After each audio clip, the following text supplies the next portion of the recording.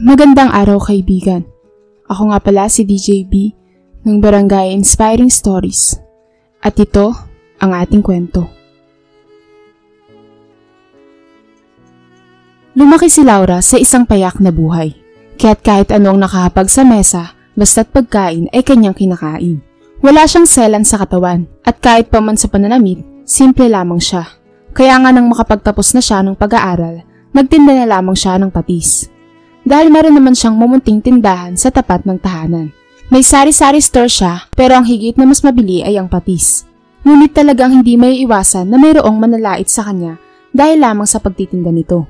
Ang numero 1 tagapintas niya ay ang dating kaibigan na si Amira. Isa itong business owner.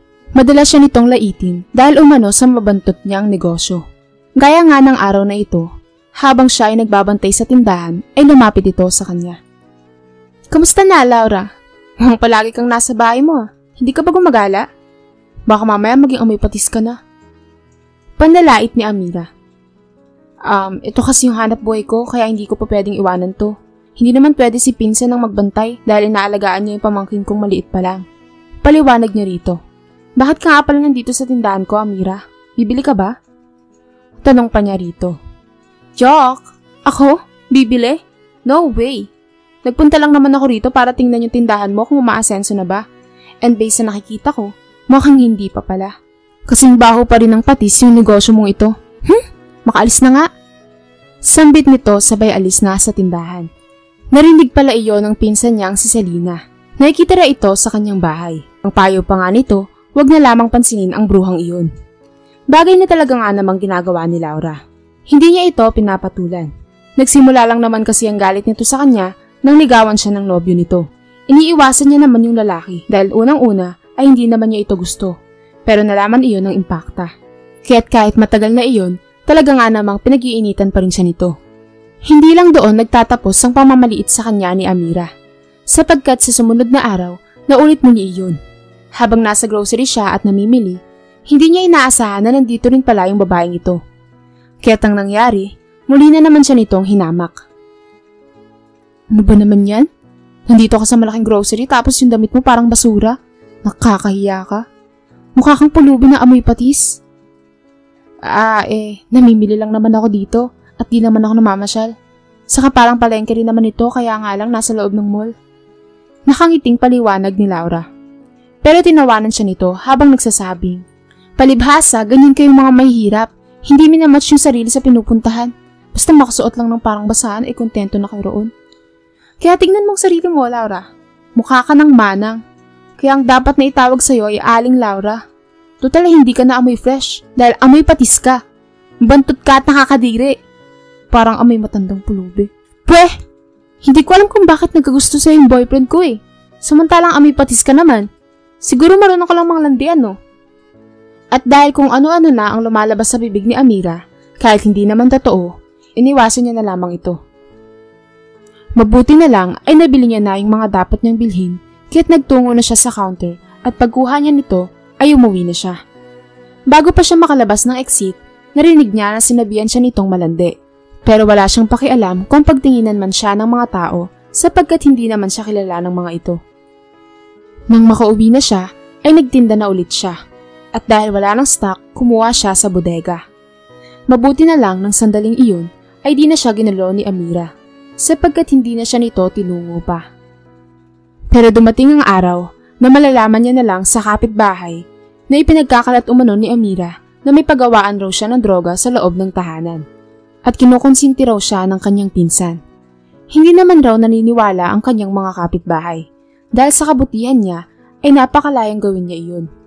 Labis nga na nagpapasalamat si Laura sa kanyang mga kalugar sapagkat hindi ito madaling napapaniwala sa mga chismis. Kaya nang sumapit ang fiesta sa kanilang lugar, siya ang numero 1 naghanda ng maraming pagkain.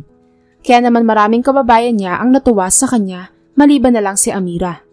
Paano ba naman kasi? Muli na naman siya nitong nilait-lait. Hoy patis! Laura! Pabida ka din no? Paano mo naman nasabi na pabida ako, Amira? Gusto ko lang naman magpakain ng mga kalugar namin dahil fiesta naman. Kung gusto mo, kumain ka rin. Invited naman kahit sino dito eh. At bakit naman ako kakain ng mga handa mo? Ang dumi-dumi naman yan, gaya ng pagmumukha mo.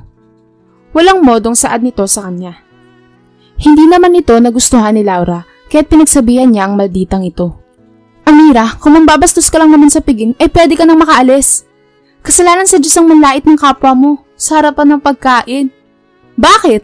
Totoo naman ang sinasabi ko Marumi ang pagkain mo. Sa itsura pa lang ng bahay mo, halatang dugyot na eh. Well, sige po, senyorita. Makakaalis na po ako sa pamamahay mo. Happy fiesta Pasarkastiko pa nitong pamamaalam sa kanya. Sa isip-isip ni Laura ng sandaling iyon, mabuti na lang ay umalis nito.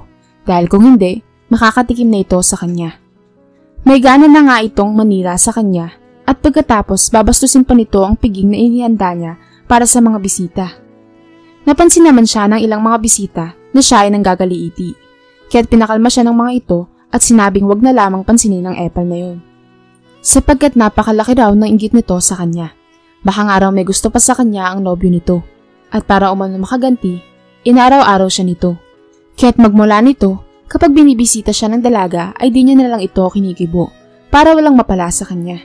At nang sa ganun ay magsawa sa kanya. Pero hindi niya akalain na magagawa ito ni Amira. Isang gabi, nang magsasara na si Laura, biglang dumating ang dalaga. Kasakasama nito ang nobyo. At mas nabigla siya sa sinabi nito. Ayon dito, nabuntis raw siya ni Rowan at umamin umano ang lalaki sa kanya. Kaya't todo tanggi naman siya sapagkat paano iyon nangyari. Hindi naman naging sila. Ni kaibigan ay hindi rin. Kaya't sa isip-isip niya, mukhang nagkaisa yata yung magsyota na ito.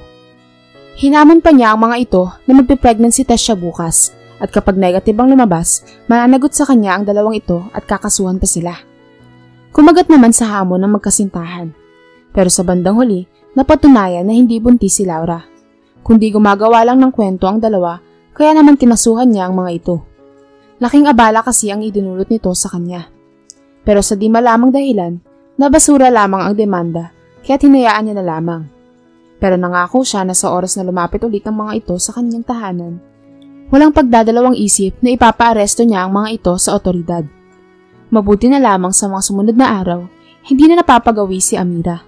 Marahil ay natakot rin itong baka totohanin niya ang pagbabanta, kaya't dito na lamang siya nakahinga ng maluwag. Ang buong akala niya ay magiging payapa na ang isipan niya dahil sa hindi pagpapakita ng babae. Pero hindi pala dahil may panibagong kontrabida ang dumating sa kanyang buhay. Ito ay walang iba kundi sa katauhan ni Aling Elsa. Paano ba naman kasi? Ipinagkakalat nito na amoy putok umano siya, kahit hindi naman ito totoo. Batid naman kasi ni Laura na palagi siyang gumagamit ng deodorant. Dagdag pa raw ni Aling Elsa, nakuha niya ang ganoong klaseng amoy dahil sa pagkain niya ng patis. Pero sa halip na patulan ay dinidedma na lamang niya iyon. Batid niya kasing lalo lang siyang inisin nito kapag papansinin pa niya ito. Basta ang ginagawa niya na lang ay ang asikasuhin ang sarili, lalong-lalo na ang kanyang negosyo. Dahil ito ang pinagkukunan niya ng pangangailangan sa araw-araw. Pero nagulat na lamang siya nang may mangyari isang araw. Paano ba naman kasi? Yung anak umano ni Aling Elsa, muntik ng malason dahil sa binili nito ang patis sa kanya noong nakaraan. Kaya't mas lalo siyang siniraan nito sa mga tao na wag nang tatangkilikin ang kanyang produkto. Ano ba naman yan, Insan? Bakit marami naiinggit sa akin? Nag-iimbento sila ng kwento na hindi naman totoo. Paano na lang kapag wala nang bumili sa akin yan? Mangiyak-ngiyak na sambit ni Laura. Sa sandaling iyon ay nagsara muna siya ng tindahan dahil dismayado siya sa mga kumakalat na chismis. Kaya't wala siyang ibang ginawa kundi ang uminom ng alak at magpakalasing. Mabuti na lang ay matino pa ang pag-iisip niya ng sandaling iyon. Kaya't natanong niya ng ganoon si Selina. Huwag mo nang patulan yun. Ako na lang magpapaliwanag sa mga taga rito na wala kang pagtatangka sa ibang tao at sinisiraan lang tayo. Kaya itigil mo na ang pag-inom niyan. Hindi yan makakatulong sa'yo. Sambit nito at saka siya nito niyakap ng mahigpit. Kaya naman gumanti na rin siya ng pagyapos at itinigil niya na ang paglaklak ng nakakalasing na inumin. Sa sumunod na araw, labis na natuwa si Laura sapagkat marami pa rin palang bumibili sa kanya. At sa kanya na lamang nalaman kay Selina na kinausap nito ang mga tao na talagang may naninira lamang sa kanila upang sila'y pabagsakin. Mabuti na lang ay hindi madaling mapaniwala sa mga haka-haka ang kanilang kalugar. Kaya't magmula nito ay hindi niya na pinoproblema pa ang mga mapanidang tao. Isang araw, nagtungo sa isang kondo si Laura dahil may nagpapatawag sa kanya na customer roon.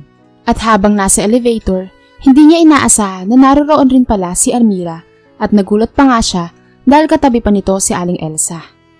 Dito na siya naghinala na baka magkasabot ito at pareho ito ng layunin na siya ay pagbagsakin at kawawain.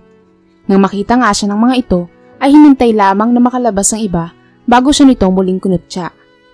Tinanong siya ni Amira kung sino ang pupuntahan niya sa kondo, gayong mayayaman ang nakatira roon. Sa una ay hindi niya ito pinapansin dahil sayang lang ang laway niya kung papatulan pa niya ang mga ito. Pero nang tanggalin ni Amira ang earphone sa tenga niya, dito na siya nagsalita. May customer ako. Pinatawag niya ako, okay? Ew, yan palang dala mo ay patis na naman. Yung katas ng nabubulok na isda, kadiri ka? Kaya pala may putok ka dahil yan palagi ang kinakain mo. Tugon ni Amira. Oo nga, minsan ko nang naamoy ng malapitan niyang si Laura. Ang bagsik ng amoy, nanununtok. Sabat ni Aling Elsa, kaya't nagkatawanan silang dalawa. At base sa closeness ng mga ito, ay talaga nga namang mukhang magkakampi ang mga ito. Hindi na lamang kumibo si Laura, pero hindi niya maintindihan kung bakit sa tuwing itinataas ng dalawa ang kanilang mga kamay, ay nanghangamoy baktol. Kulob na kulob pa naman ang elevator, kaya talagang masakit sa ilong. Kaya't alam niya na kung sino-sino talaga ang tunay na mababaho. Nang tumapat na ang floor kung saan papunta si Laura, ay doon na bumukas ang elevator. Nakalabas na siya kaya't dito na siya nakahinga ng maluwag. Kaya naman tumuloy na siya sa customer niya para ihatid ang in-order nito. Napakayaman pala nito dahil malaki ang unit nito. Bahagya nga siyang natutuwa dahil kilala na pala ang patis niya at kahit sa malayong lugar pa ay mayroong nag-order. Kaya't balak niya na rin manguha ng taga-deliver kung mayroon man na muling bibili sa kanya sa malalayong destinasyon. Samantala, nagpatuloy sa paninirang puri sa kanya si Aling Elsa sa mababaw at walang kakwentang dahilan. Ang sabi ba naman nito ay wag nang bumili ng kanyang paninda dahil sa dugyot raw siya gumawa. Kagaya niya raw na amoy putok. Subalit nagpapatay mali siya na lamang si Laura dahil alam niya naman kasi kung sino sa kanila ang tunay na mabaho. At batid niyang naiinggit lamang ito dahil sa lumalago niya ng negosyo. Hanggang sa nagpatuloy nga ang mga nag-order sa kanya sa malalayong lugar. Kaya't dito na napagpasyahan ni Laura na mag-hire ng delivery boy. Pero ang ipinagtataka ni Laura, hindi pa man siya nakakapaskil sa harap ng bahay patungkol sa paghahanap niya ng rider, ay meron nang lumapit sa kanya. Ang pangalan nito ay Dante. At dahil sa mabait naman ito at mapagkakatiwalaan, ay tinanggap niya na nga ito. Halos sa araw-araw niya itong nauutusan dahil palagi siya nakakatanggap ng mga nag-order.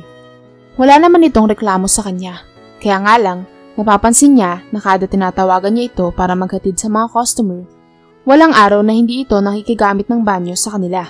At isa pa ay panay ang paggala ng tingin nito sa kasulok-sulukan ng bahay.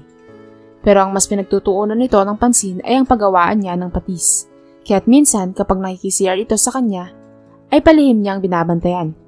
Hindi naman sa wala siyang tiwala, kundi dahil sa kagustuhan niyang itong makilala ng lubusan. Isang araw nga, nang tawagan niya ulit si Dante dahil marami siyang ipapahatid, ora mismo ay nagtungo naman agad dito. Kaya nga lang ay di maalis-alis dito ang paggamit ng banyo nila. Hindi ba kahit sino naman ay mapapaisip, pwede namang mag-CR ito bago umalis at di niya naman ito pinagmamadali. Bakit sa kanila pa? At di talaga nito nilulubayan ang paggawaan niya ng patis. Kaya't nang araw rin na iyon, nang mahuli niya itong nagtungo roon, ay kinumpronta niya na ito. Kuya Dante, tapos na kayong magbanyo hindi ba? Bakit nandito kayo? Ano pang tinitingnan niyo? Nagulat naman roon ang lalaki. Mukhang hindi nito inaasahan na sisitahin ito ng ganoon. Ma'am, natutuwa lang po kasi ako sa paggawaan ninyo. Sa kapangarap rin namin ng asawa ko na magkaroon ng patisan. Kaya ako napapatingin. Matawa-tawa at nahihiya pa nitong rason sa kanya. Ganun ba kuya? Hayaan ninyo magkakaroon din kayo ng ganyan. Basta't mag-ipon lang po kayo para naman magkaroon kayo ng puhunan. Sipag at tiyaga lang ang sekreto dyan. Nakangiting sambit ni Laura. Siya nga pala kuya, pakihatid na yung order ng taga-kondo. Utos pa niya dito. Masusunod po ma'am. At nang pagkatalikod nito, nakita niya na parang maumbok yung bulsa nito sa may bandang puwetan. Sa tingin pa nga niya, baka bote iyon ng langis na pinapahid sa katawan. Madalas niya kasing malanghap na ganoon ang amoy ni Mang Dante.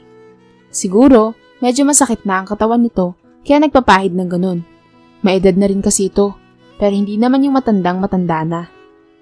Pinalagpas na lamang ni Laura ang nakita niya. May tiwala pa naman kasi siya sa lalaki. Pero sumapit ang isang hapon. Nagpunta si Laura sa LBC dahil may ikiklaim siya na package yun galing sa kanyang ina. Malapit na kasi ang birthday niya, kaya naman niregaluhan siya nito. Yung inutusan niya munang magbantay ng tindahan ay ang kanyang pinsan. Kalahating oras lamang na naroon si Laura. Paano ba naman kasi ay pumila pa siya? At nang pag-uwi niya, nakita niya na naroon na pala si Dante. Tinawagan niya kasi ito kanina para sa delivery. Kaso nga lang ay hindi niya inaasahan ang naging tagpo. Si Dante kasi ay nahuli na naman niyang nasa paggawaan ng patis. Nakasilip ito sa mga binurong isda. Wala namang kaso sa kanya kung sumisilip lang. Kaya nga lang, nagtaka siya nang may makitang may ibinubuhos roon. Dito na niya napagtanto na di pala langis yung nasa likod nito noong nakaraan. Siguro ay isa itong kemikal na mag-aatid sa pagkalugi ng kanyang negosyo. Maaring isa itong lason. Mabuti na lang ay naging alisto si Laura. Inilapag niya muna ang mga binibitbit. At pagkuha ay lumundag siya sa ere at sinipa ang botelya na iyon. Kaya tumalsik ito sa pader at tuluyang nabasag. Ma'am, nandito na pala kayo? Kwan? Ninenervyos na sambit nito na tila wala nang mahagilap na may dadahilan. Umamin ka! Pinagutusan ka ni Amirano para pabagsakin ako. Kaya pala kapag nagpupunta ako sa banyo para sipatin kung talaga bang ginagamit mo yun, parang hindi ka naman nagsi-CR. Siguro nagdadahilan ka lang na magbabanyo para magmatsyag at hanapin ang pagawaan ko ng patis. Hanggang sa umabot na sa ganito. Kamuntikan ka nang makapaglagay ng lason sa mga buro. Idedemanda kita. Dito ko na-realize na hindi pala masama ang maging mapanghusga. Basta't siguraduhin lamang na totoo ang mga pumapasok sa isipan. At ito na nga yun. Napatunayan ko na nag-apply ka lang sa akin para sundin ang pinag-uutos ni Amira. Magkano bang bayad niya sa'yo, ha? Hindi agad nakasagot si Mang Dante sa mga itinanong niya. At sa halip ay pinagpapawisan lamang ito ng todo habang ito'y napapailing. Sumagot ka! Muling tanong ni Laura. Kaya't dito na tumugon si Dante. Pero napansin niya na tila meron nitong dinudukot sa bulsa nito. Nagkakamali po kayo ng iniisip, ma'am. Hindi ko po kilala si Amira. Pagkatapos nitong sabihin iyon, nagulat si Laura nang malaman na patalim pala ang hawak nito at agaran siya nitong inundayan ng saksak. Nakailig naman si Laura. At sa pangalawang pagkakataon, inundayan ulit siya at muli na naman siyang nakaiwas.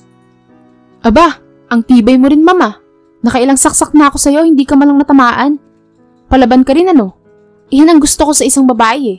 Masipag na nga sa buhay, madiskarte, palaban at higit sa lahat maganda at sexy pa. Kaya lalo mo akong ginigigil eh. Tama ka, hindi naman talaga ako gumagamit ng banyo sa inyo. Ang layunin ko lang sa buhay, bukod sa paglalagay ng lason sa buro, ay may bulsa ko rin yung panty mo. Nagbabaka sakali kasi akong meron sa banyo, kaso wala eh. Saan mo ba tinatago yung bra at panty mo? Sa taas ba ng bahay mo o sa backyard? Bawal naman kasi ako magtungo sa sampayan eh. Baka maghinala ka na talaga. Kaya magpasaksa ka na sa akin, mamo, para naman maangkin na kita. Ayos lang sa akin kahit wala ka ng buhay. Basta't pareho tayong makarating sa langit. Humahagik-gik na sambit nito na parang isang baliw, habang patuloy siya nitong inuundayan ng mga saksak. At nang matamaan sa braso si Laura, mas lalo pang napangiti sa tuwa ang demonyo na ito. Sa wakas, malapit na kitang maangkin. Tumatawa nitong pahayag. At dahil sa nangyayaring komosyon, napapunta na ang pinsan ni Laura sa kanilang kinaroroonan. Napatda naman nito nang masaksihan ang nangyayari. Oh my God, pinsan, tuguan ng braso mo! Hoy! Demonyo ka, itigan mo na yung ginagawa mo dahil magtatawag talaga ako ng pulis! Walang iya ka! Agad namang tumugon si Laura habang patuloy na umiiwas at sinasalag ang bawat pag-atake nito. Lumayo na kayo dito! At baka yung pamangkin ko na karga mo ay madamay pa. Tumawag ka lang ng pulis. Habang sinasambit iyon ni Laura, ay napapainda na lamang siya sa sobrang sakit dahil sa patuloy na pagtagas ng kanyang dugo. Agad namang tumalima si Salina, nang aktong naglalakad na ito palayo. Bigla namang ipinukol ni Mang Dante ang kutsilyo patungo kay Salina, kaya't napasigaw si Laura. Mabuti na lamang ay hindi ito natamaan at nasapol lamang ang pintuan. Kaya't ang nangyari, wala nang armas nito si Mang Dante. Pero mahalata sa anyo nito na hindi ito nagpapatinag dahil sa babaeng tao lamang siya. Sa kabila ng kawalan ng armas, ay nagtangka pa itong gahasain ng dalaga. Ngunit dahil nga sa may pagkamatanda na ito, ay tansyado na ng dalaga ang lakas nito. Kaya't nang makakuha siya ng tiyempo, ay buong pwersa niya na lang na itinulak ito. At nang mapaatras naman si Mang Dante, ay dito niya na pinag-aampas sa ulo, sa katawan at sa binti. Hindi niya ito tinigilan hanggat hindi ito nalalamog. Sakto namang dumating na ang mga pulis at agad siyang inawat samantalang si Mang Dante naman ay pinusasan na. Iyak naman ng iyak ang kanyang pinsan sa kanyang naging kalagayan at ginamot nito ang sugat niya. Ang sumbong pa ni Selena sa mga pulis, wala raw silang kasama na mga lalaki sa bahay kaya't nakapagtangka itong si Dante. Hindi raw nito akalain na isa palang demonyo ang rider na kanilang inihard. Dinagdagan naman ito ni Laura sa pamamagitan ng pagsabi niya ng mga tunay na intensyon ng lalaking ito at higit sa lahat ay sa negosyo niya. Sir, pwede niyo po bang paimbestigahan rin sina Amira at Aling Elsa? Sigurado kasi akong may kinalaman sila sa Dante na ito eh. Sila lang naman yung kilala kong naninira sa pagkatao ko. Pakiusap ni Laura kay PO3 Solomon na siyang mahawak sa kaso nila. At dahil sa sobrang galit niya kay Mang Dante, pinagsasampal niya ito. Agad naman siyang pinigilan ng mga pulis. Huminaon kayo ma'am. Naiintindihan po namin ang galit ninyo. Pero nasa kami na namin itong lalaki na to. Ipaubayan niyo na po sa amin ang trabaho. Sige po ma'am, noted po. Iimbestagahan namin yung mga taong nabanggit ninyo. Sambit nito, kaya't labis ang pasasalamat niya sa pulis. Nang dalhin na ng mga otoridad si Mang Dante, naiwan na lamang silang magpinsan. Kanina, nilagay na ni Selena ang anak na si Maymay sa crib. Ito yung pamangkin ni Laura. Mabuti naman pinsan at hindi ka na paano. Sugat lamang iyong mata mo. Maluhaluhang sambit ni Selena. Kaya nga eh. Mabuti na lang rin ay may alam ako sa martial art dahil nag-enroll ako noong college ako. Medyo nakalimutan ko na nga yung mga move eh. Kung wala akong natutunan ay baka na-rape na ako at napatay ng Dante na yun. Ang laki-laki pa naman ng tao na yun. Tingnan mo nga oh, may pasa ako sa bandang mata. Sinuntok niya ako eh. Buti na lang nakawala ako sa pagkakakulong sa mga silya, kaya ako siya napuruhan ng pamalo. Kwento ng dalaga. Napahinto naman sa paglalagay ng gamot sa mga sugat niya si Selena. Ako po, pinagtangkaan ka rin palang gahasain ng hayop na yun. Ay naku, pasensya na kung natagalan ako sa pagpunta sa presinto ah. Sira na kasi yung cellphone ko eh. Kung kailan kailangan saka pa nasira. Yun tuloy ang nangyari sa'yo. Kasalanan ko rin ito. Hindi ko akalain na magtatangka palang maglagay ng lason yung lalaking yun sa mga buro. Dapat pala hindi ko nalang hinayaan na mag-CR eh. Modus niya lang pala yun. Ay nako, ang buhay nga naman. Hindi mo mahulaan kung ano ang mangyayari. Agad na tumugon si Laura. Huwag mo nang sisihin ang sarili mo, pinsan. Tapos na yun, okay? Ang mahalaga ay ligtas naman ako. Tignan mo oh, buhay na buhay pang napakaganda mong pinsan. Napangiti si Selena. Ikaw talaga? Sa kabila ng seryosong sitwasyon nakuha mo pang magbiro? Oo na, alam ko nang maganda ka. Pero wag ka namang magpatawa ngayon. O siya, pupunta ako sa kwarto mo ah. At nang makapagbihis ka naman. Pamamaalam pa nito sa kanya. Sa mga sumunod na araw, nalaman na lamang ni Laura na umamin na si Mang Dante. Ayon dito, napagutusan ito nila Amira at Aling Elsa. Kaya nito nagawa ang bagay na iyon. Pero ibang usapan na yung pagtatangka nito na halayin siya. Dahil sariling kagustuhan na lamang raw iyon. Tinawagan si Laura ng isang pulis kaya niya nabatid iyon. Kaya't nagtungo siya sa selda kung saan nakakulong si Mang Dante. Totoo ba? Si Amira at Aling Elsa ang nag-utos sa'yo na gawin ang mga bagay na iyon? Ang lagyan ng laso ng mga paninda ko? Komprotasyon niya sa lalaki. Totoo po yun, Ma'am Laura. Banayaran nila ako kaya ako nagawa yun. Maluhaluhang tugon ni Mang Dante. Ma'am, may pakiusap po ako sa inyo. Dagdag pa nito habang humihikbi. Ano yun? Alam mo, kung gusto mo ng kapatawaran, hindi ko yun may bibigay sa kagaya mo. Basta, ayoko nang magsabi ng masasakit na salita. Ma'am, gusto ko na pong makalaya. Patawarin niyo na po ako. Nagsisisi na po ako sa mga nagawa ko.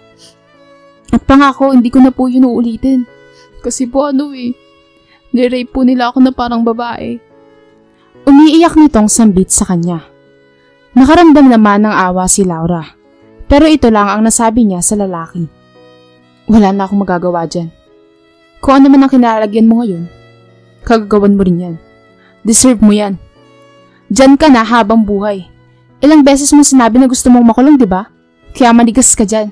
Nasapin mo ang resulta ng ginawa mo. Saad ni Laura at sabay talikod na kay Mang Dante. Idinamanda naman ni Laura sina Amira at Aling Elsa. Nagpakumbaba naman ito sa kanya at mangiyak-ngiyak na humingi ng kapatawaran sa kanya, wag lamang silang makulong. Naiinggit nga lang raw ang mga ito sa kanya dahil malakas ang negosyo niya kahit patis lamang.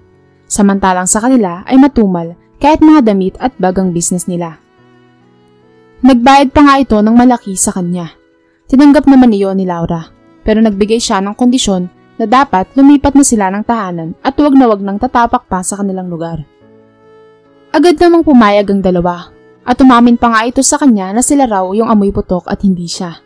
Kaya't ang nangyari, inutusan niya ang mga ito na mag-post sa social media na nagsasabing amoy baktol sila. Ganti iyon ni Laura dahil sa paninirang puri ng mga ito sa kanya. Total ay totoo naman na naaamoy niya na amoy putok ng mga ito. Agad naman iyong ginawa ng dalawa dahil nakita iyon ni Laura nang bisitahin niya ang mga timeline nito. Marami ang natawa sa post nila na inakala pa ngang baka na-hack ang account. Pero sapat na para kay Laura na marami ang nakabasa nun. Kaya't sa huli ay pinabura niya na ito. Mula noon ay lumipat na nga ng tirahan sina Amira, Aling Elsa at maski si Rowan. At kailanman ay hindi na ito nagpakita sa kanya. Samantalang si Laura ay nagpatuloy sa kanyang negosyo. Mas lumalago na ito sa paglipas ng ilang taon. Yung kinuha niya na lamang na rider ay ang pinsan niyang lalaki. At least ay kilala niya ito ng lubusan at wala siyang masasabi sa kasipagan ng pinsan niyang ito. Dito napatunayan ni Laura na kahit siraan man siya ng mga naiinggit sa kanya, hindi siya pinapabayaan ng Panginoon na pagbayaran ng mga ito. At katunayan nga niyan, nang mangyari iyon, ay mas lalo pang nadagdagan ang blessings niya sa buhay.